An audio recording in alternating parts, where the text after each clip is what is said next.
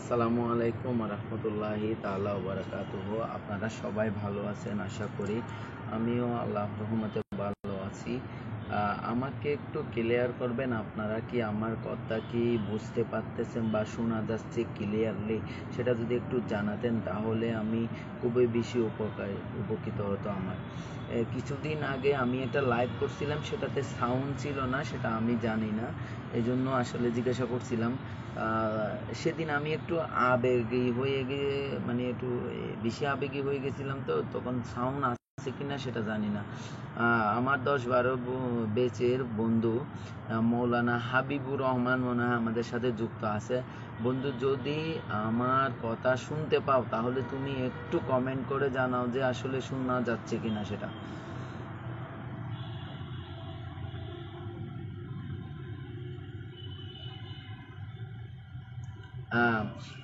আমি আসলে মানে আনসার নিয়ে লাইভ করতে চাই না, কারণ আমরা যারা 19 সদস্য বিশিষ্ট একটা সমন্বয়ক কমিটি আছি, সেখানে যে সিদ্ধান্তটা হয় সেই সিদ্ধান্তর উপর নির্ভর করে আমাদের কথা বলতে হয়। কারণ আমি যদি আমার ব্যক্তিগতভাবে যদি মতামত প্রকাশ করি, তখন দেখা যাবে যে আমাদের ভিতরে মত ঐক্য থাকে না, অনেক সময় সেটা নিয়ে অনেক কথা হয়, সেজন্য আমি আসলে কথা বলতে চাইছিলাম না।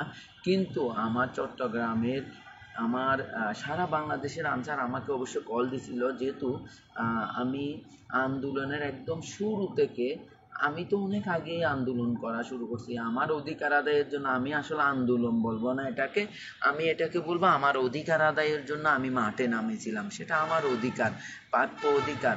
আমাদের যে 1948 সাল থেকে যে অধিকার থেকে বঞ্চিত করতেছে, সে অধিকার আদায়ের জন্য আমরা মাঠে নামছিলাম।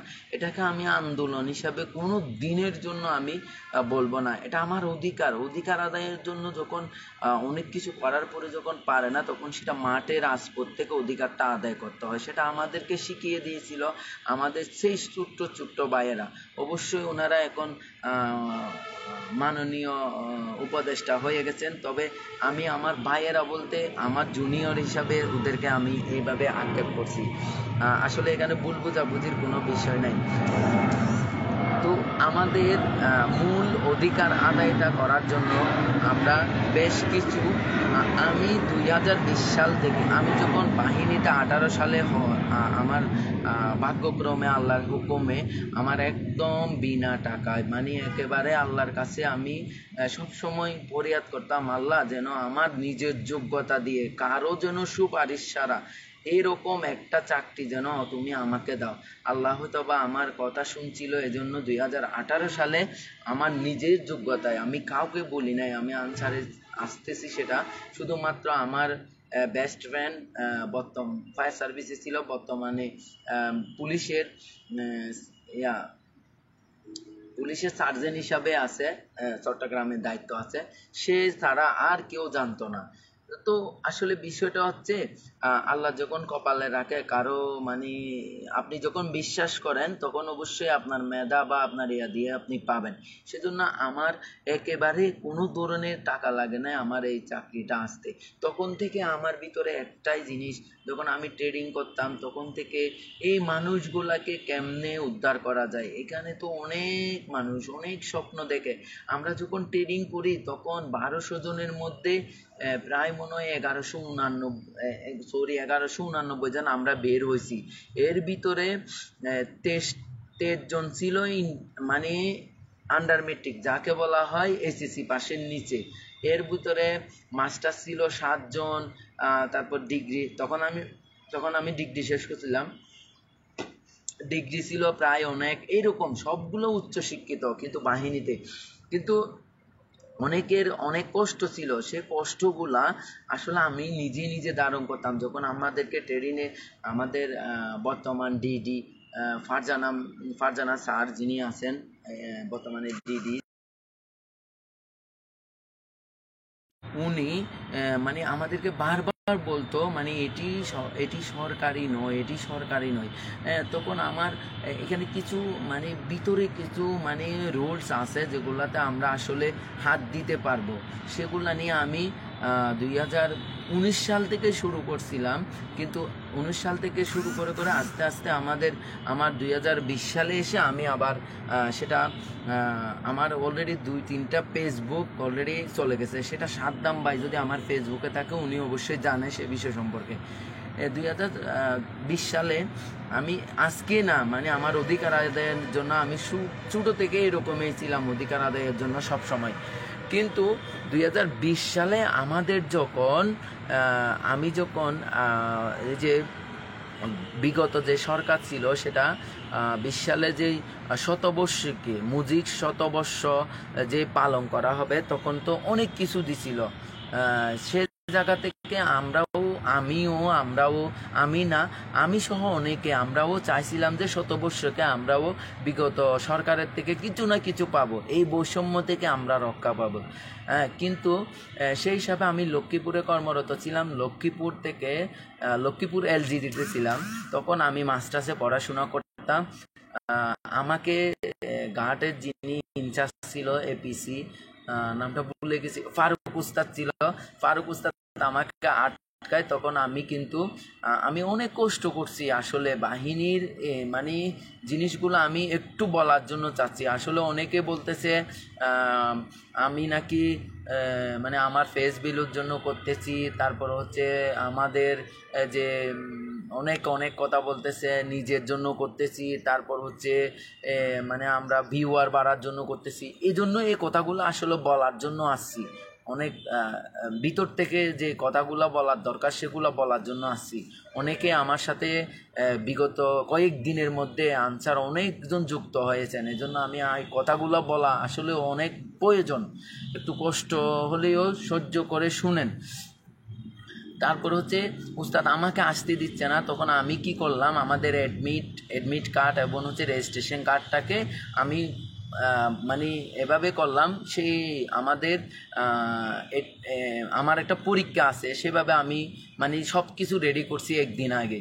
তো আমাকে যখন ছাড়তেছে না তখন স্যারকে কল দিছিল, টানা চাচ্ছিল। তখন আমার এখন মনে আসতেছে না, টানা চাচ্ছিল নোয়াখালীর একজন স্যার ছিল, উনি কাউকে ছাড়বে না। পরে আমি বললাম স্যার আমি কি পরীক্ষা দিতে পারবো না? বলতে পরীক্ষা দিতে কেন ওনাকে দিচ্ছ না? পরে টানা স্যার আমাকে ছাড়লো। আমি লক্ষ্মীপুর হয়ে রায়পুর হয়ে চাঁদপুরে লঞ্চ হয়ে ঢাকাতে আসি। ঢাকাতে ইয়াতে আসলাম আমাদের সদরঘাট থেকে একটা নিয়ে গুলিস্তান বাহিয়ে আমি আপনার ইয়াতে আসলাম, এই যে দক্ষিণ সিটি কর্পোরেশনের নগর ভবনে। সবথেকে আমার কষ্ট ওই জায়গাতে, যেদিন 2 তারিখ না 3 তারিখ আমার মনে নাই শিওর, ফেব্রুয়ারির 2 তারিখ বা 3 তারিখ, তখন আমি সিটি কর্পোরেশনের নগর ভবনে যখন আসি তখন আমাকে আনসাররা, মানে আমার এই ড্রেস যারা পরে তারা আমাকে আটকায় মনিটরিংয়ের মাধ্যমে। অনেকে নাম্বার করছে, বিভিন্ন জায়গা থেকে কল দিচ্ছে, এজন্য লাইভটা বারবার হয়ে যাচ্ছে, আমি বুঝতেছি না কীরকম হচ্ছে। তো আনসাররা আটকানোর পরে আমাকে বেশ কতক্ষণ পর্যন্ত আনসাররা আটকায় ফেলাইছে। পরে আমার মোবাইল নিয়ে ফেলছে, কারোর সাথে যোগাযোগ করতে দেয় না। এখন জোর করে আমাকে যখন প্রাইভেট সিএনজিতে তুলতেছে তখন আমি যাই নাই, তখন আমাকে জোর করে নিয়েছিল। আমার এই যে বুতামের যে কলারের ছিল তখন সিভিলে, আমার এই বুতামটা একেবারে মানে বুতামটা ছিঁড়ে গেছে শার্টে। জোর করে আমাকে প্রাইভেট সিএনজি নিয়ে আমাকে খিলগাঁও সদর দপ্তরে নিয়ে যাওয়া হয়। সদর দপ্তরে নিয়ে মিডিয়া সেলে রাখা হয়। আমাকে মিডিয়া সেলে রেখে আমি 5 তারিখ না মেবি 6 তারিখ, আমার সঠিক মনে নাই, যেদিন আমাদের ওই যে রিড করার কথা ছিল ওই দিন পর্যন্ত যখন আমি ভিতরে ছিলাম, তখন যে তুরিনা ক্রুজ মানে সদ্যয় তুরিনা ক্রুজ ব্যারিস্টার যিনি ছিলেন, উনি আমাদের মামলাটা রিড করার কথা ছিল। উনাকেও আমাদের যে মনিটরিং শাখা থেকে উনাকেও অনেক বাংলাদেশের মনিটরিং যতগুলো শাখা ছিল সবগুলা আমাদের এখানে নিয়ে আসতো। মনিটরিংগুলো নিয়ে আসার পরে মানে ওখানে বেশি পাহারা দিত। পরে আমি ছিলাম, আমার থেকে জিজ্ঞাসা করলো, আমি সত্যি যা ঘটলো অধিকার আদায়ের জন্য নামছি, এখানে আমার মিথ্যা বলার কি দরকার আছে? আমার যা ঘটলো আমি একটা বিবৃতি দিলাম, পরে আমি চলে যাই আমার কর্মস্থলে, মানে 6 তারিখ না 5 তারিখের দিকে আমি চলে যাই। পরে আমাকে ওখানে ঢুকাচ্ছে না। পরে না ঢুকার সময় আমাকে মনিটরিং শাখা থেকে একটা নাম্বার দিছিল, তোমাকে যদি কেউ মানে কোনো ক্যাম্পে যদি কোনো হেনস্থ করে তাহলে এই নাম্বারে দেবেন। আমি যখন নাম্বারে কল দিছিলাম তখন ওই নাম্বার থেকে কল দেওয়ার পরে আমাকে গাটে যোগদান দেয়। এটা হচ্ছে আমার প্রথম পার্ট, মানে আন্দোলন, মানে যে অধিকার আদায়ের জন্য যে 20 সালে ছিলাম সেটা। এরপরে এটা যখন সবাই জেনে গেছে লক্ষ্মীপুরে, তখন আমার চাকরি করাটা খুবই কষ্টকর হয়ে গেছিল। এমন অবস্থা হয়ে গেছিল, আমি একটা দিন গাটে ছিলাম, একদিন কর্মরত থাকা অবস্থায় পরের দিন আমাকে বদলি করা হয়েছে। এরকমও অনেক কিছু আছে। এরপর হচ্ছে ওখান থেকে আমাদের হয়ে হচ্ছে ফাস্টফুড অফিসে। ফাস্টফুডে আমি 26 দিন ছিলাম। ওখানে একটা আবার 3 জনের একটা চক্র হলো, মানে সে এরকম করে, স্যার সে বিদ্রোহী করে, করে আমার নামে যা যা পারছে তাদের নিজস্ব মানে নিজের সাধ্য উদ্ধার করার জন্য তারা সেভাবে করে। আমি ছুটিতে গেলাম, ছুটি থেকে এসে দেখি আমার বদলি হয়ে গেছে। তারপরে আমি চলে গেলাম। এভাবে যেখানে গেছি পুরা লক্ষ্মীপুরের যে আমার সময়টা ছিল, প্রতিটা সময়ের মধ্যে আমি খুবই বেশি এই অধিকার আদায়ের যে 20 সালে যে কাজটা করছি সেটার জন্য আমি খুবই বেশি লাঞ্ছিত এবং নির্যাতিত হয়েছি। এমনকি আমি না পেরে, আমি ওটা সহ্য করতে না পেরে একেবারে আমি আমার মানে 7 মাস আগে আমি চাকরি ছেড়ে দিই। এর মাঝে আমার 10-12 বেচের একটা বন্ধু আছে, মানে তার বাড়ি কুরুস্কুল, আমাদের বেচের আর কি। ও বর্তমান টিআই হিসাবে আছে আমাদের উকিয়াতে। আর একজন হচ্ছে ইন্টারমিডিয়েট বেচের একজন আছে, তার হচ্ছে রিফাত ইসলাম, বর্তমানে আমাদের সদরে আছে। তার সাথে আমার তর্ক বিতর্ক হওয়ার কারণটা হচ্ছে, যখন আনসারে নিয়ে কোনো কিছু বলে বা আনসারের যখন একটা বৈষম্য সৃষ্টি হয়, তখন আমি কিন্তু কথা বলতাম এক সময়। তো কথা বলতে গিয়ে রিফাত আমাকে একদিন কি করে দেয়, মানে ব্লক, মানে ওই আনফ্রেন্ড করে দেয়। মানে এরকম অনেকজনের সাথে হয়েছে। আমার বেসমেন্ট আমার সাথে থাকতো না, ওরা বই পাইতো। আমি আজকে আমার বেসমেন্ট অনেকে কল দিচ্ছে, সবাই কল দিচ্ছে, কিন্তু ওই দিন আমি শুধু একটা ব্যক্তিকে পাইছিলাম, সে হচ্ছে কুতুবদিয়ার আলী আকবর ডেলের মেবি সাদ্দাম ভাইকে আমি আমার কাছে পাইছিলাম, হ্যাঁ, আর কাউকে পাই নাই। এমনও কি আমি এই অধিকার আদায়টা 2020 সালে করছি বিদায় আমাকে 7 দিন ডিটিও করতে হয়েছে এবং ঘাসও কাটতে হয়েছে আমাদের বাহিনী শৃঙ্খলা ভঙ্গর কারণে। মানে লক্ষ্মীপুর থাকা অবস্থায় আমাদের শ্রদ্ধেয় ডিস্ট্রিক্ট কমান্ডার আশিস কুমার ভট্টাচার্য মহোদয় যখন ছিল, এভাবে আমি আমার প্রতিটা জায়গাতে আমার এইরকম হয়েছিল। মানে আমি জানি না আমার আসলে কি একটা পিরিয়ড গেছিল, আমি কাউকে বলতেও পারতেছি না, মানে কোনো বন্ধুকে বলতে পারতেছি না, কাউকে বলাও যাচ্ছে না। মানে এমনভাবে চাপের মধ্যে ছিলাম আমি এই কয়েকটা বছর। মানে এইগুলা এখন আজকেই বলতেছি, যেহেতু আমি একটা লাইভ করছিলাম, সে লাইভের মধ্যে কোনো কিছু নাই বিদায় আমি এই লাইভটা করতেছি আবার নতুন করে। এটা তো চলে গেল, এরপরে শুরু হলো আবার নতুন জীবন। হ্যাঁ, আমাদের আবার নতুন জীবন শুরু হলো। আমি যোগদান করি ঢাকাতে, হ্যাঁ, 23 সালে এসে ভিন্নভাবে সবাই যে কত তাকি একসাথে একই রুমে কথা বলছি, ওরা কে যেন ভিডিও করে আবার সেটা আমাদের জুন অধিনায়কের কাছে পাঠাই দিছে। মানে আমি আবারও বিদ্রোহ শুরু করতেছি, আবারও এই অবস্থা। হ্যাঁ, এখন জুন অধিনায়ক আমারে, মানে আমার প্রোফাইল দেখে তো প্রথমত আমারে বলছে বেশি নেতা হয়ে গেছে, অনেক কিছু সেই। আমি যখন যোগদান করার জন্য গেছিলাম তখন এই হিসাবে আমাকে এডিসিতে যোগদান দেয়, হয়তো বেশি নেতা হয়েছে, একটু বুঝো ওখানে গিয়ে, এরকম বলছে। পরে ওখানে গিয়ে যখন আমি যোগদান করি তখন কথা অনেকে বলে না, দুঃখের বিষয় বলে, সেগুলো আবার আনসাররা, মানে আমার আনসার ভাইরা আবারও কি করলো, ভিডিওটা করে আবার জুন স্যারের কাছে পাঠিয়ে দিল। তখন আমি ম্যাচ ম্যানেজার হিসাবে বিপুল বুটে জিতি। তখন আলী আহমদ স্যার বললো, ওরে ম্যাচ ম্যানেজার দেওয়া যাবে না, ওর 2-1 দিনের ভিতরে কি হতে পারে, আবার বদলি হতে পারে। এভাবে আমার মানে এ পর্যন্ত এই 20 সালের কেন্দ্র করে করে আমার জীবনটা চলতেছে। তো আল্লাহ আল্লাহ আমাদের দিকে মুখ তুলে তাকাইছে। এই যে মানে বিগত দিনের যে সরকারটা ছিল সেটা আমাদেরকে শুধু ব্যবহার করছে, আমাদের কিচ্ছু দেয় নাই, শুধু আমাদেরকে ব্যবহার করছে, আমাদের নাম ভেঙে শুধু ব্যবহার করছে, আমাদের কিছু দেয় নাই। এই এই যে বৈষম্যটা হলো, সে বৈষম্য যখন আমাদের ছাত্র ভাইয়েরা যখন এখানে কি কোনো চাপ আছে? না, কোনো চাপ নাই। আমাদের যে এই বৈষম্য যে সৃষ্টি করছিল সেই বৈষম্যগুলোকে ভেঙে দিছে, তখন আমি আমার বৈষম্য নয়, আমি আমার অধিকার আদায়ের জন্য মাঠে নামছি। তো এই যে আমাদের এই যে দীর্ঘ প্রক্রিয়া, সেটা আমি না, প্রতিজনে করছে। আমার জানা মতে কুরশাদ ভাই আছে 2018 সালের, তারপর হচ্ছে বেদার ভাই আছে আমার জেলার, তারপর হচ্ছে এদিক থেকে আমার নিজ গ্রামের বেদার ভাই আছে, তারাও করছে। তারপর হচ্ছে সুয়াল ভাই মুশকালির আছে, কুরশেদ ভাই আছে, আমার জানার মতো অনেকে আছে। মানে এই অধিকার আদায়ের জন্য অনেকেই ব্লক হয়েছে, অনেকে আবার চাকরি হারাইছে, অনেকের আবার অনেক দিন মানে কিলগাঁও থাকতে হয়েছিল। এটা একদিনের আন্দোলন নয়। আমি বিষয়টা একদিনের অধিকার নয়, এটা আমি বিষয়টা বোঝানোর জন্য চাচ্ছি যে অনেকে কমবাট করতেছে যে আমাদেরকে বেশি গুরুত্ব দিয়েছে বিধায় অন্তর্বর্তীকালীন সরকার, এজন্য আমরা ওদেরকে চাপিয়ে দিচ্ছি। আপনাদের জ্ঞাতার্থে বলতেছি, এটা আমাদের একদিনের অধিকার নয়, একদিনের আন্দোলন নয়, একদিনের চাওয়া নয়, এটা অনেক দিনের চাওয়া। এটা বুবা চাওয়া ছিল আগে, এখন হয়তো বা বাক স্বাধীনতা পাওয়ার কারণে আমরা মাঠে নামতে পারছি, আমরা রাজপথে নামতে পারছি, এটাই বলতে পারি।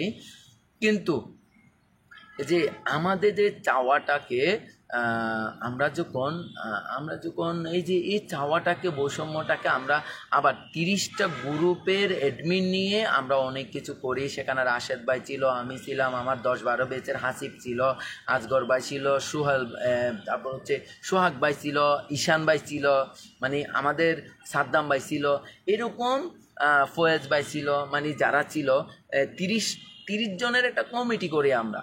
এই যে 30 জনে বিভিন্ন জায়গা থেকে বিভিন্নভাবে সংগঠিত করে আমরা 2 তারিখ একটা মানে ডাক দিয়েছিল, ওই 2 তারিখেরটা পরে 11 তারিখ হয়ে যায়। এই 11 তারিখ আমরা আন্দোলন করলাম। আমাদের ঊর্ধ্বতন কর্মকর্তা প্রথমে আমাদের শ্রদ্ধেয় দক্ষিণ জোন অধিনায়ক যিনি মুস্তাক আহমদ স্যার আছে, এরপরে পর্যায়ক্রমে একজন আস্তে আস্তে আমার যেহেতু দাবি আদায়ের জন্য মাঠে নামতে হয়েছে, আমার যেহেতু অধিকার আদায়ের জন্য মাঠে নামতে হয়েছে, তাহলে আমি মাঠ থেকে সিদ্ধান্তটা নিব। আমার একটাই কি ছিল, এই জায়গাতে আমার একটাই দাবি ছিল, আমি মাঠ থেকে সিদ্ধান্ত নিব, আমি কোথাও যাব না। এভাবে আস্তে আস্তে আমাদের জুনের প্রায় জন আসলো। তারপর শ্রদ্ধেয় ডিএমএ স্যার আসছিল, ডিএমএ স্যার আহসানুল্লাহ স্যার আসছিল, বিভিন্ন স্যার আসছিল, তারপর আসছিল আমাদের এডি স্যার আসছিল, অনেকেই আসছিল। এরপরে লাস্টে আস্তে আস্তে আমাদের যিনি আগে ছিলেন ডিজি মহোদয় আমিনুল হক স্যার, স্বপন স্যার ছিলেন, সবাই আসছিল। উনি আসার পরে আমাদেরকে আশ্বাস করে আমাদের একটা প্রতিনিধি দল ওখানে নিয়ে যায়, ওখানে বসার পরে আমরা একটা সমন্বয় কমিটি করি। সমন্বয় কমিটি যখন করি, সেখানে আমরা যারা উপস্থিত ছিলাম তাদেরকে সমন্বয় কমিটি হিসাবে 1 থেকে 19 জনকে করা হয়। সেখানে যে যেভাবে ছিল সেভাবে আমরা ছিলাম। পরে আমাদের একটা লিখিত আকারে একটা আমরা দরখাস্ত দিই, আর সেটা আবার আমাদের খুব সহযোগিতা করছে। যারা সহযোগিতা করছে, আমি আবার অকৃতজ্ঞ মানুষটা, আমি হচ্ছে কৃতজ্ঞ যে যতটুকু সহযোগিতা করে তা আমি তুলে ধরি। যেমন আমাদের অনেক সহযোগিতা করছে, তার মধ্যে অন্যতম সহযোগিতা করছে তিনি হচ্ছে আম্মান স্যার, মানে আমাদের শ্রদ্ধেয় আম্মান স্যার আমাদেরকে অনেক সহযোগিতা করছে। চিঠিটা আপনারা যেই মানে দরখাস্তটা দেখতেছেন, কত মধুর ভাষায় মানে আমরা লাঞ্ছিত, আমরা মানে গৌরব উজ্জ্বলময়, এখানে অনেক সুন্দর সুন্দর যে বাক্যগুলো আছে উনি কারেকশন করে দিছে। এরপরে সেগুলা আমাদের ওখানে থাকে। তারপর হচ্ছে আমরা স্মারকলিপিটা মানে আমরা দরখাস্তটা স্যারের কাছে দিয়ে আসি। এরপরে আমাদের একদিন পরে ডিজি মহোদয় যখন আসে, তারপর আমাদের প্রতিনিধিদেরকে নিয়ে যায়। তারপরে আমাদের প্রতিনিধি সহ আমাদের আসলাম শিকদার স্যার এবং আমাদের ডিজি মহোদয় শ্রদ্ধেয় আব্দুল মুতাল্লিব সাজ্জাদ মাহমুদ স্যার যান আমাদের 5 প্রতিনিধি নিয়ে স্বরাষ্ট্র উপদেষ্টার কাছে। স্বরাষ্ট্র উপদেষ্টা জোরালোভাবে আশ্বাস দেয়। তারপর আমরা আমাদের আন্দোলন স্থগিত করি, নট প্রত্যাহার। আমরা কিন্তু আমাদের দাবি এখনও আদায় করতে পারি না বিধায় আমরা আমাদের দাবি এখনও স্থগিত করছি। অর্থাৎ আমরা যে আন্দোলনটা করতাম তা আপাতত বন্ধ আছে। আমরা কিন্তু মাঠ থেকে একেবারে সরে যায় না বা আমাদের দাবি থেকে সরে যায় না। এখানে অনেক মিডিয়াতে ভিন্নভাবে উপস্থাপন করা হয়েছে, সেগুলোর দিকে আমি যাই না। তারপর আমাদের আরেকটা বিষয় হলো, তারপর উনি আশ্বাস দিল, ওনার সাথে আমাদের সৌজন্য বিনিময় হলো। তারপর হচ্ছে আমাদের সেই স্মারকলিপিটা স্যারে আমাদের ডিজি স্যার আবার আমাদের উদ্যন্ত যে শ্রদ্ধা স্যারগুলো আছে সব স্যারেরা আমাদের একটা মানে ওই যে কাঠামো তৈরি করে দেয়, বেতন কাঠামো, গ্রেড কাঠামো তৈরি করে দেয়। স্থায়ীকরণের জন্য যে যে কাজ করতে হয় সবগুলা করে। এভাবে মানে আমাদের ওই স্মারকটা আমাদের ইয়াতে চলে যায়, মানে স্বরাষ্ট্র মন্ত্রণালয়ের জনপ্রশাসন ইয়াতে নিরাপত্তা প্রশাসন যে ইয়াতে আছে ওখানে নথিভুক্ত হয়, সেটুকু জানি। এরপরে যে কার্যক্রমগুলো হবে সেগুলো আমরা এখনো পর্যন্ত জানি না। আপাতত আমরা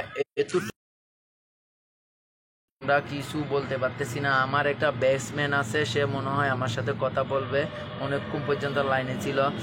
সে বলতেছে যে 20 সালের আন্দোলনে করছিলি তখন বিষয়টা আমাকে সৈয়দ বলছিল, আমাকে অনেক নির্যাতন করছিল বন্ধু, আমি জানি। তারপরে বলি ব্যাটসম্যান চালিয়ে যাও। Hi brother Mizanur Rahman, how are you?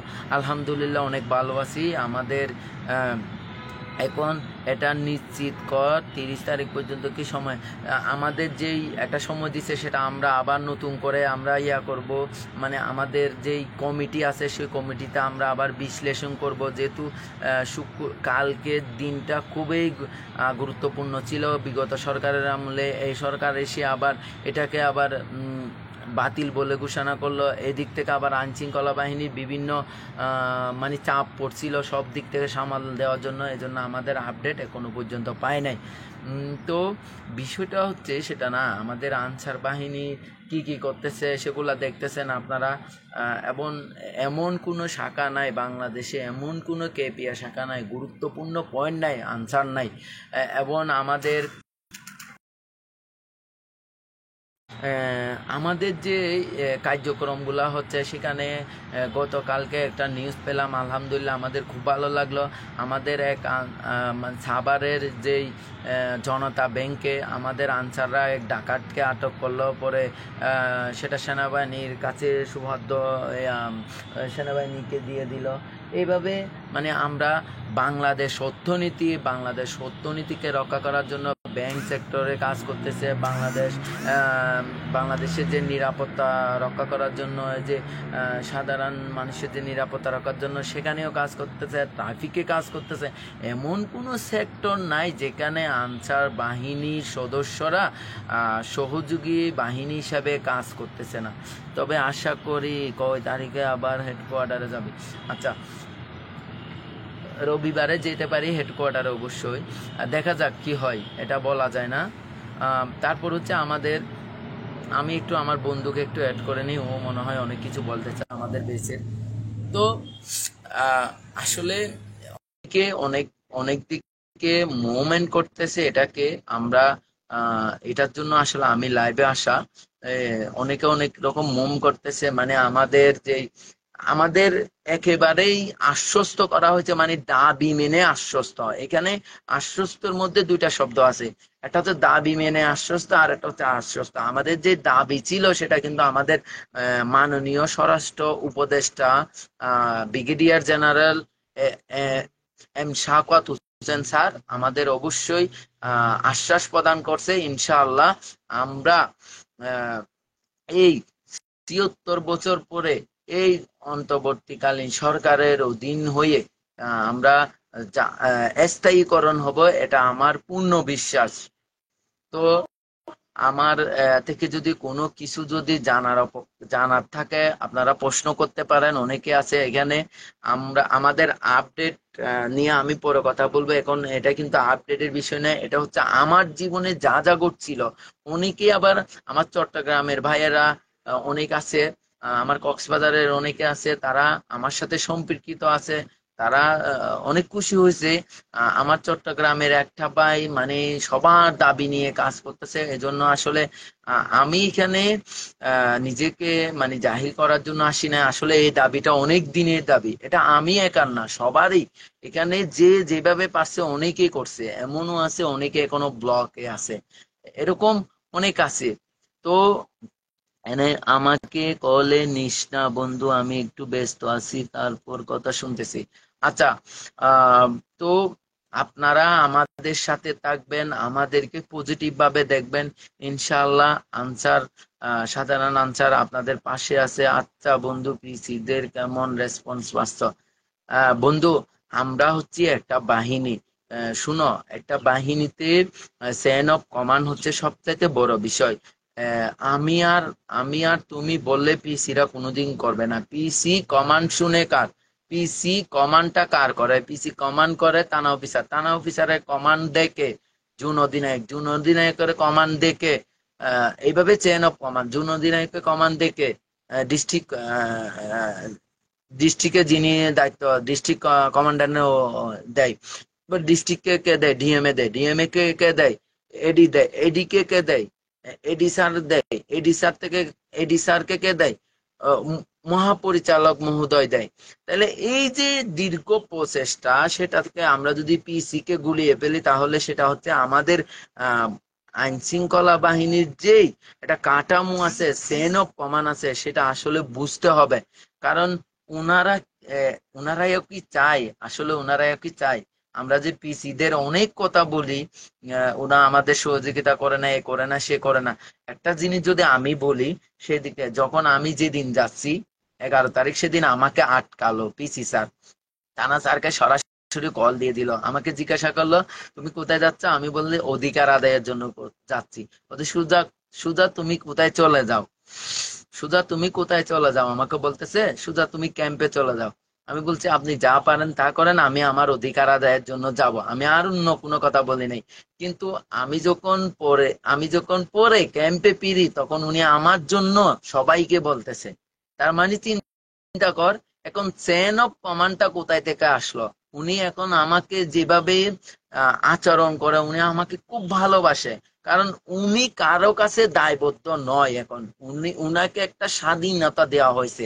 মানে আনসার আন্দোলনে যাক বা আনসার বাহিরে যাওয়ার জন্য উনাকে স্বাধীনতা দেওয়া হয়েছে, বা উনাকে বলা হয়েছে।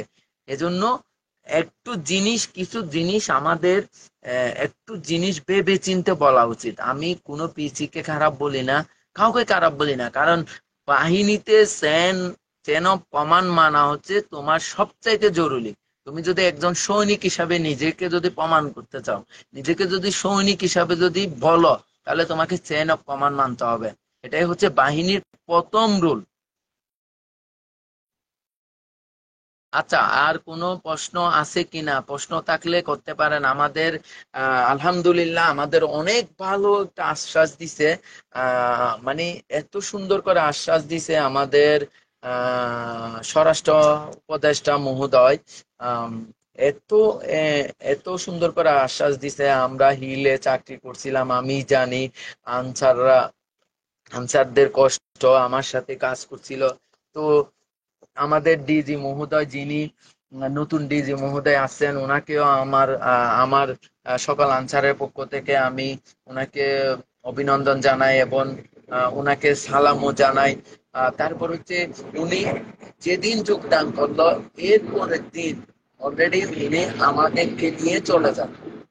ওনার সবচাইতে বড় বড় যে গুণটা আমি লক্ষ্য করলাম বিগত দিনের যে ডিজি গুলা ছিল বা আমাদের মহাপরিচালক স্যাররা ছিল, তার মধ্যে ওনার মধ্যে একটা পার্থক্য, সেটা হচ্ছে উনি আমার শ্রদ্ধেয় স্যার আসার একদিন পর আমাদেরকে নিয়ে যায়, যেদিন আসছে সেদিনও আমাদের নিয়ে কথা বলে।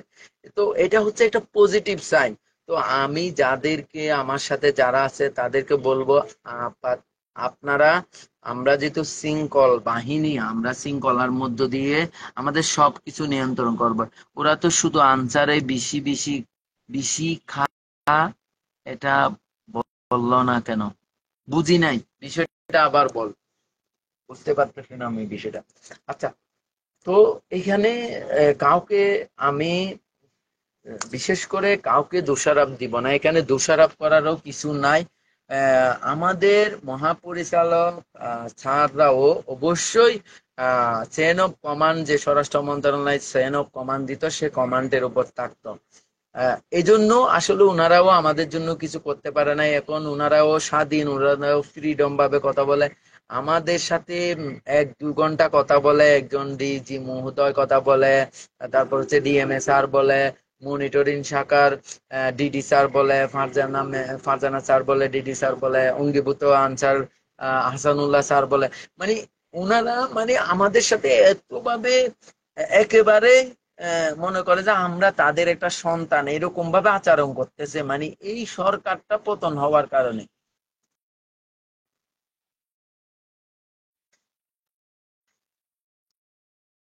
আপনি কি কি করেন ভাই? আমার মেইন প্রায়োরিটি হচ্ছে আমি একজন আনসার সদস্য, বেস্টিস এবং অনলাইনে কাপড় চোপড়, সেটা হচ্ছে আমার একটা স্বাধীন একটা পেশা। হ্যাঁ, ও মানে ওটা হচ্ছে আমার স্বাধীন পেশা। এ- এ- এটা এটার জন্য আপনাকে অসংখ্য ধন্যবাদ। আপনি আমাকে বেস্টিস বলেন, লাইবন বলেন, বা অনলাইনে কাপড় চোপড় বলেন, সেটা নিয়ে চিনেন, যেভাবে চিনেন না কেন, কিন্তু আমি একজন আনসার সদস্য সেটা আপনারা আগেই থেকে জানতেন। কিন্তু বিষয়টা হচ্ছে আমি আহ, আমি এখনো বলতেছি, তখনও বলতাম, আমি একজন উদ্যোক্তা। আমি আমাদের স্থায়ীকরণ হওয়ার পরে আসলে আমি চাকরি করব কিনা করব না সেটারও কোনো সিদ্ধান্ত হয় নাই। কারণ আমার স্বপ্নটা অনেক বড়, সে স্বপ্নটা এখান থেকে বাস্তবায়ন করা সম্ভব নয়। যেহেতু আমি চাকরি দেওয়ার জন্য প্রিপারেশন নিচ্ছি, সেখানে আমি চাকরি করব যদি মানুষকে যদি বলি একজন মানুষ চাকরি দিবে, সে মানুষটা যদি চাকরি করে, তবে ইনশাআল্লাহ যদি রিজিক, আমার যদি রিজিক আনসারে থাকে, আমাকে আনসারে থাকতে হবে। আমি সব সময় একটাই কথাই বলি, আল্লাহ পাক রিজিকের ব্যবস্থা যেখানে করে সেখানে থাকতে হবে।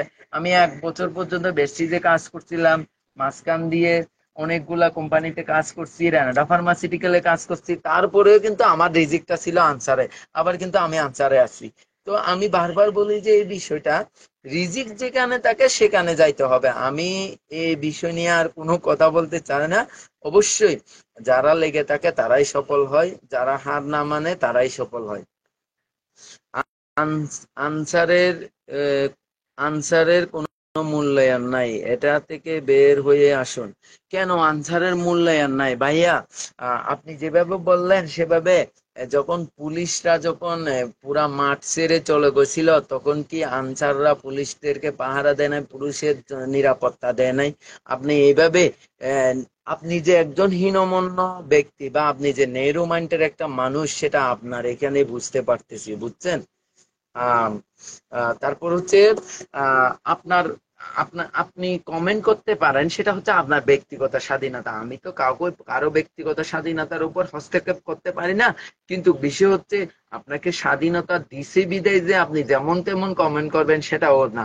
একটা জিনিস চিন্তা করে কমেন্ট করতে হয়। আপনি বললেন কোনো মূল্যায়ন নাই, আপনি একটু এয়ারপোর্টে গিয়ে দেখুন তো একবারের জন্য কোনো মন্ত্রী আনসার ছাড়া ঢুকতে পারে কিনা। একটু পাসপোর্ট অফিসে গিয়ে দেখুন তো, তারপর একটু বন্দরে গিয়ে দেখুন তো, এই যে একটু ইনু অফিসে গিয়ে দেখুন তো। মানে আপনি যেগুলো বলতেছেন না, সেগুলার আমি শুধুমাত্র একটু উদাহরণ দিলাম। ধরুন মিয়া, আপনি একজন ব্রেন ওয়াশ করা একজন মানুষ। আচ্ছা ভাই, আপনার যদি মনে হয় আমি ব্রেন ওয়াশ করা মানুষ, তাহলে আর কি বলবো ভাই। ঠিক আছে, আপনি হয়তো বা আমার সম্পর্কে আপনার আপনার যে মেমোরি আছে, যে আপনার ব্রেন আছে, সেখানে আমাকে আপনি ব্রেন ওয়াশ হিসেবে সিলেক্টেড করতেন, তো এই জন্য আপনার ব্রেনে সবসময় আমি ব্রেন ওয়াশ হিসাবেই প্রাধান্য হবে। আগে আপনার ব্রেন থেকে আমাকে বের করুন, ভালো মানুষ হিসাবে ব্রেনে ইনপুট দিন, তাহলে দেখবেন যে আমার ভিতরে যে ভালো গুণগুলো আছে না সেগুলো আপনি দেখতে পারবেন। ধন্যবাদ। দেখতেছি সব কিছু, দেখতেছি আনসারের ট্রেডিংও আমিও করছি। ভাই আপনি আনসারের ট্রেডিং করছেন সেটা বড় বিষয় নেই, কিন্তু আনসারের ট্রেডিং করার পরে তো আপনি আনসারের নিয়ে কোনো কাজ করেন নাই বা আনসার নিয়ে কোনো ভাবেন নাই, সেজন্য। আচ্ছা, সমস্যা নেই, আপনার জন্য শুভকামনা রইলো। আমরা স্থায়ী হয়ে যাব ইনশাআল্লাহ। তখন আপনি যদি ট্রেডিং করে থাকেন বা আহ, আপনি যদি ট্রেডিং করে থাকেন বা আপনি যদি কোনো ঘাটে যদি আপনি যদি কোনো যোগদান করে থাকেন বা চাকরি করে থাকেন, সেক্ষেত্রে মনে হয় আপনার আপনি ইয়া করতে পারবেন। হ্যাঁ,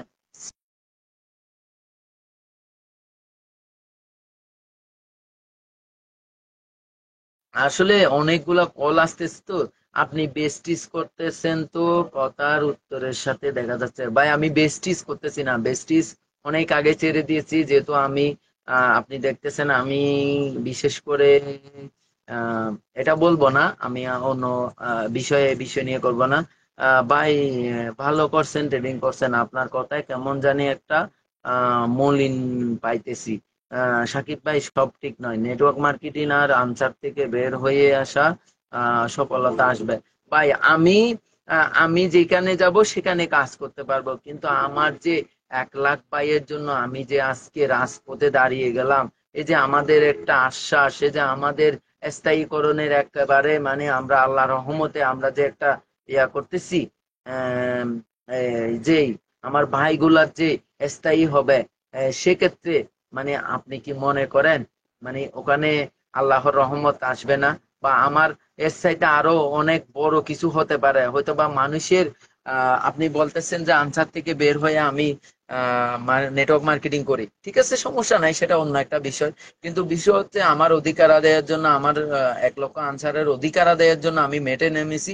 ওটা অধিকার আদায় করে ছাড়বো ইনশাল্লাহ। কিন্তু একটা কথা হচ্ছে যে আপনি বারবার বলতেছেন যে সবাই তো আর নেটওয়ার্ক মার্কেটিং করে না, সবাই তো আর স্বাধীন পেশাও চায় না। কেউ কেউ চায় যে তারা একটা চাকরি হোক। সাকিব ভাই আপনি বারবার বলতেছেন আপনি যে আহ নেরু মাইন্ডের মানুষ, সেটা আপনার কথাইতে বোঝা যাচ্ছে। আপনি আনসারকে বারবার ছোট ছোট করে করে দেখেন। আপনি কি সমন্বয়ক ভাই? ভাই আমি সমন্বয়ক না ভাই, আমি একজন সাধারণ আনসার। আমি সমন্বয়কদের অন্যতম একজন সমন্বয়ক শুরু থেকে ছিলাম, এবং 19 জন সদস্য বিশিষ্ট সমন্বয়কের মধ্যেও আমি একজন। হ্যাঁ ঠিক আছে ভাই, আপনি আপনি বুঝতে পারছেন আমার কথা। আরেকজন বলছে, সাকিব ভাই আপনি কি করতেছেন? আপনি কি আনসার থেকে বেরিয়ে হয়ে গেছেন কেন বলুন তো? আচ্ছা, এটা বলার দরকার নাই, হয়তো বা ওনার বিভিন্ন সমস্যা থাকতে পারে, সেজন্য বের হয়ে গেছে। এটা বলার দরকার নাই। আর যারা আছেন তাদের যদি কোনো কিছু শোনার বা জানার কোনো ইচ্ছা থাকে বলতে পারেন, আমি আর কিছুক্ষণ আছি।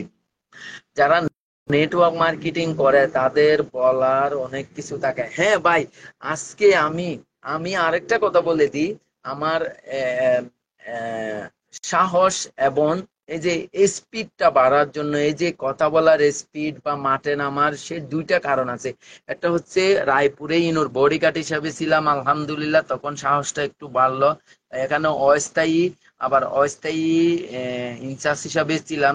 এরপরে ইনুঘাটে আরেকটা আম, ওটা কোথায়, আলেকজান্ডার, হ্যাঁ, রামগতি, রামগতি আলেকজান্ডারেও ইনুঘাট হিসাবে ছিলাম, তখনও আমার একটু হলে সাহসটা বাড়ে।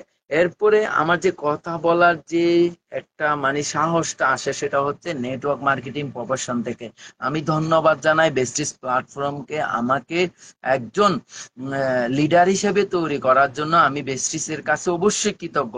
তবে বেস্টিজের কাছে কৃতজ্ঞ এটার জন্য, আমি এই তো আমি এভাবে কথা বলতে পারতাম না, এই কথাগুলা বলার, এই যে নেতৃত্ব দেওয়ার, এই যে লিডারশিপ করার, এই যে একটা যেই আহ, যে একটা মেন্টালিটি আমাকে তৈরি করছে, সেটা হচ্ছে বেস্টিজেই করছে আমাকে।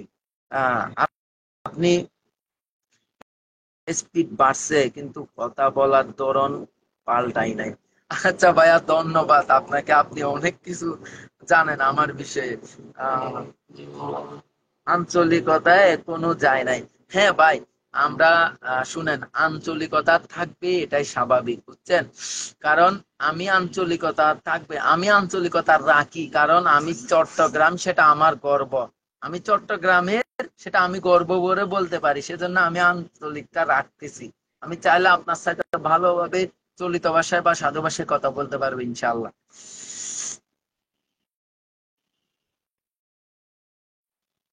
ভাইয়া, কেউ কি কথা বলতে চাচ্ছেন আমার সাথে? না, এগুলা চাইলে পরিবর্তন করা যায়। হ্যাঁ, অবশ্যই পরিবর্তন করা যায় ভাইয়া। জি, আপনাদের যদি আর কোনো, সাকিব সাকিব চৌধুরী ভাই, আপনি আমার সাথে ব্যক্তিগতভাবে যোগাযোগ করিয়েন। আপনার কি কি সমস্যা আছে, আমি ইনশাআল্লাহ সমাধান করার জন্য চেষ্টা করব, ইনশাআল্লাহ। আল্লাহ আল্লাহ পাক যদি আপনার সমস্যা সমাধান করার জন্য আমার হাতে যদি ক্ষমতা দিয়ে রাখে, তাহলে ইনশাআল্লাহ আমি ইয়া করব। লাইভে যখন আসছেন, মার্জিত ভাষায় কথা বলুন, ইনুসের মতো। ভাই, আমি আমি এখানে কিভাবে কথা বলছি, এখানে যারা শুনতেছেন তারা বলেন তো ভাই, আমি মার্জিত ভাষায় কথা বলতেছি নাকি আমি এখানে ওই যে ইয়া ভাষায় কথা বলতেছি। হয়তোবা আমার কণ্ঠস্বরটা এরকম হতে পারে, কিন্তু আমি কণ্ঠস্বর তো ভাই চেঞ্জ করতে পারবো না ভাই। আমি কোনোদিন চেঞ্জ করতে পারবো না। আমি চাইলে বলতে পারি, আপনারা সবাই কেমন আছেন, ভালো আছেন, হ্যাঁ, আমার জন্য দোয়া করেন, আমি একটা অধিকার আদায় করতে চাচ্ছি। সে এগুলা আমি বলতে পারি, কিন্তু আমি ভাই আমার রূপ পরিবর্তন করতে পারবো না। আমি যেভাবে বলতেছি সেভাবেই বলবো। আমাদের লাইবনের একটা, আমাদের এমডি স্যার আছে, সাদাত স্যার, ওনার কথাটা একটু বলি। উনি বলতেছে যে আমি চাইলেও আঞ্চলিকতা পরিবার, কিন্তু উনি উনি তো ওই ভাষাতে ইউজ টু। কেন আমি আবার মানে এই যে কাকে যখন ময়ূরের পাক জমাইলে যেমন কাককে ময়ূর বলা যায় না, ঠিক সেরকম আমি আমার আমি যেভাবে কথা বলি সেভাবে সবাই অভ্যস্ত, আমিও অভ্যস্ত। যারা অভ্যস্ত নয়, তারা আশা করি আমার এখান থেকে লিভ নিতে পারেন। আপনার যদি ভালো না লাগে, আপনি চলে যেতে পারেন, সেটা হচ্ছে আপনার একান্ত ব্যক্তিগত বিষয়। আমার জিয়া ভাই বলতেছে আমার পাগলা ভাই। হ্যাঁ ভাই, আমি পাগল। মানুষ পাগল না হলে কোনো কিছু পায় না। আহ, পাগল হইছি বিদায় তো আজকে এই যে 1 লাখ মানুষের স্বপ্ন দেখতেছে, আমিও একজন গণপ্রজাতন্ত্রীর একজন কর্মচারী বা কর্মকর্তা হব। সেটা আপনি হয়তো বা বুঝতেই পারতেছেন। কি হারে মানুষ একটা স্বপ্ন দেখতেছে। আমার মোবাইলে প্রতিনিয়ত কল আসতেছে, আমাদের সমন্বয়ক যারা আছি সবার কাছে এরকমই আসতেছে। তো বিষয়টা ভাই, একটু সাকিব ভাই, আপনি একটু পজিটিভলি নেওয়ার চিন্তা করেন। যে কোনো জিনিস আপনি নেগেটিভলি নিয়েন না ভাই। ব্রেন হচ্ছে এত পাওয়ারফুল, আপনি কল্পনাও করতে পারবেন না। ব্রেনে যদি নেগেটিভ মাইন্ডসেট আপ দেন, তাহলে আপনার ব্রেন শুধু মাইন্ডসেট আপ নেগেটিভটা নেবেন। আমি যদি বলি, আমার একটা জিনিস বলি আপনাকে, ব্রেন এত পাওয়ারফুল। যখন একটা মানুষ মানে ধরেন প্রেমে চেকা গেল বা চাকরি হচ্ছে না, হতাশাগ্রস্ত, সে চিন্তা করলো না আমি ইয়া করব, মানে আমি এটা কি করব, ধরুন যে মানে আমি সুইসাইড করব বা আমি নেশাদ্রব্য জাতীয় করব, এটা আসলে বলা উচিত নয়। কিন্তু ব্রেন তখন তার ব্রেনে কিন্তু আসলে সে জানে না আসলে সে কোথায় করবে, কিন্তু ব্রেন তাকে কল দিবে, বন্ধু, এই বন্ধু আমি তো জানি না কোথায় এটা পাওয়া যায়। কিন্তু বন্ধু বলবে, বন্ধু আমিও তো জানি না, কিন্তু আরেকটা বন্ধুকে বলবে, বন্ধু ওই তো করে, তাহলে ওর নাম্বারটা দে তো। কিন্তু এই যে ব্রেন কত পাওয়ারফুল, 3-4 জন মানুষকে একত্রিত করে সে জিনিসটা নিয়ে আসতেছে। এখন ব্রেনে যদি আপনি সঠিক জিনিসটা ধারণ করতে না পারেন, সঠিক কিছু দিতে না পারেন, আপনার ব্রেন তো এমনিতে এরকম হয়ে যাবে ভাই। নিউরো মাইন্ডের কথাগুলো বলা থেকে বন্ধ করুন ভাই। ব্রেন নিয়ে বই, কয়েকটা বই সাজেস্ট করবেন আপনাকে, আপনাকে ইনভেস্টে। আচ্ছা ভাই, ধন্যবাদ। অনেকক্ষণ ছিলাম আপনাদের সাথে। আসলে আমার আর সর্বোচ্চ আমি 5টা মিনিট থাকবো আপনাদের সাথে। কারো যদি কোনো বিষয় জানার থাকে আসলে বলতে পারেন। এমএলএম লিডাররা আপনাকে কি পরিমাণ ওয়াশ করছে সেটা আপনার কথা বলে বোঝা যাচ্ছে না ভাই। এখানে আপনি কোন জায়গায় কোনটা আনতেছেন? আমি বলতেছি আমাদের আনসারের বিষয়, আমি বলতেছি আমার অধিকার নিয়ে, আপনি আমার ওই যে আমার যে পার্সোনাল লাইফ নিয়ে কথা বলতেছেন বা বিজনেস লাইফ নিয়ে কথা বলতেছেন। আমি কি এখন বিজনেস লাইফ নিয়ে আপনাদের সাথে আছি? বলেন। দেখেন, আপনি যে কত নেরুমান্টের বা আপনার যে চিন্তা শক্তি যাতে কত ছোট বা মানে কি বলবো আপনাকে, আমি ভাষাও খুঁজে পাচ্ছি না। মানে এই আমি একজন মানে পোশাকধারী হয়ে আপনাদেরকে কথা বলতেছি আমার যেই অধিকার আদায়ের বিষয়টা, কিন্তু আপনি বারবার সাবজেক্ট চেঞ্জ করতেছেন। আপনার ব্রেনে যে সবসময় ওই যে নেগেটিভ পয়েন্টটা দিচ্ছেন, সেজন্য নেগেটিভ পয়েন্টটা বারবার খুঁজতেছে আপনার ব্রেনে। নেগেটিভ পয়েন্টটা বের করেন ভাই, দেখবেন আপনি আমার ভিতরে অনেক কিছু পাবেন, সত্যি অনেক কিছু পাবেন। আপনি আমার ভিতরে আহ, কত যে গুণ পাবেন আপনি যদি নেগেটিভ চিন্তাটা একবার বের করে রাখেন।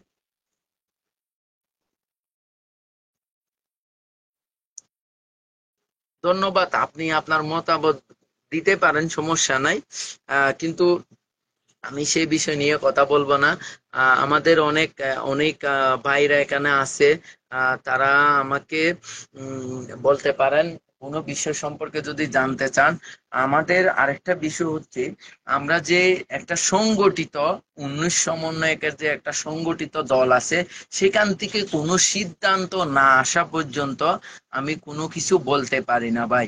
কারণ আমাদের একটা সবার একটা সিস্টেম আছে, মানে আমরা কি বলবো, আপনারা যদি ব্যক্তিগতভাবে আমাকে যদি সেই জিনিসগুলো জানতে চান, আসলে আমাদের সিদ্ধান্ত হওয়ার পরে আমরা আপনাদেরকে আপডেটটা জানানো যাবে। হ্যাঁ, ততক্ষণ পর্যন্ত আপনারা অপেক্ষা করুন। আর আজকে আমাদের যারা আনসার বাইরে আছে, তাদের জন্য 9:30 বাজে আমাদের একটা একেবারে সারা বাংলাদেশ থেকে জয়েন করার মতো একটা জুমে আমাদের রাখা হয়েছে। ওই যে জুমে একটা মিটিং রাখা হয়েছে, সবাই যার যার মতামত তুলে ধরতে পারবেন।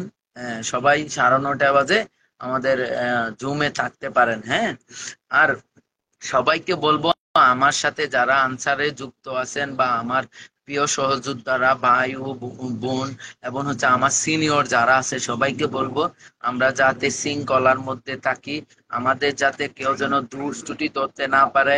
আমাদের যাতে সবাই আমরা যাতে মানে কেউ যেন আমাদের দোষ এই মুহূর্তে ধরতে না পারে অন্তত পক্ষে। তারপর আরেকটা বিষয় বলবো যে আমাদের যে ভুল ত্রুটি অনেক কিছু থাকে, আমাদের পোশাক সব সময় সবকিছু ঠিকঠাক রাখতে হয়, অনেক সময় পারি না, অনেক চেষ্টা করি, কিন্তু আমাদের সব সময় এখন থেকে মানে কেউ যেন আমাদের দোষ ধরতে না পারে কোনো কাউকে, মানে কথা বলার সময়। মাত্র 2 জনকে বলার জন্য আসলো। ভাই আপনার কথাটা বুঝি নাই। আচ্ছা ঠিক আছে। তো আমাদের সব সময় চিন্তা করতে হবে আমরা একটা শৃঙ্খল বাহিনী। আমাদের হচ্ছে শান্তি শৃঙ্খলা নিরাপদ সর্বত্রে আমরা, শান্তি শৃঙ্খলা নিরাপত্তে সর্বত্রে আমরা। তার মানে আমাদের স্লোগানে বোঝা যায় আমরা কি।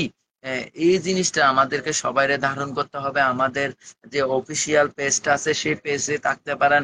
আর আমি ব্যক্তিগতভাবে আমাদের যে পেজটা করছি সেটা হচ্ছে আমি এখানে পিন করেও দিয়ে দিতে পারবো অবশ্যই। সেটা হচ্ছে আমাদের বৈষম্য বিরোধী আনসার আন্দোলন নামে পেজ এবং গ্রুপ আছে, সেখানেও আপডেট পেয়ে যাবেন। আমি আসলে আমার আপডেটটা জানানোর জন্য আসছিলাম। আমাদের কক্সবাজারের বা চট্টগ্রামের কিছু বাহিনীর কিছু ভাইরা আমাকে বেশি অনুরোধ করছিল লাইভ করার জন্য, সেজন্য আমি আসছিলাম। আমি মাত্র আপনাদের সাথে আর 1 মিনিট আছি। 1 মিনিটে আমি বলবো আমরা সবাই শৃঙ্খলবদ্ধ হয়ে থাকি, আমরা সবাই যেন আমাদের দুষ্কৃতী ধরতে না পারে সেভাবে আমরা থাকবো। তারপর হচ্ছে আমাদের যেই কার্যক্রম আছে সেটা সম্পর্কে আপডেট অবশ্যই ইনশাআল্লাহ পাবেন, যদি আপডেট হয় আপডেট অবশ্যই পাবেন। আর আমার ছোট বড় যারা আছে, আমার সিনিয়র উস্তাদ এবং স্যাররা, সবাইকে আসসালামু আলাইকুম, সবাই ভালো থাকবেন। আহ আমার জন্য সবাই দোয়া করবেন। আমাদের যেই ন্যায্য দাবি, দীর্ঘ 76 বছরের দাবিটা যেন আল্লাহ পাক আমাদের পূরণ করে। আল্লাহ পাক সহযোগিতা না করলে, আল্লাহ পাক না চাইলে কিছু হয় না। আমরা সবাই আল্লাহ পাকের কাছে চাইবো যে যেন আল্লাহ পাক আমাদেরকে চাই, আমাদের আল্লাহ পাক যেন আমাদেরকে কবুল করে। আমিন। এটা বলে আমি আমার লাইফটা সমাপ্তি ঘোষণা করছি। আল্লাহ হাফেজ। সবাই ভালো থাকবেন। নিরাপদ শান্তি শৃঙ্খলা উন্নয়ন নিরাপত্তা সর্বত্র আমরা।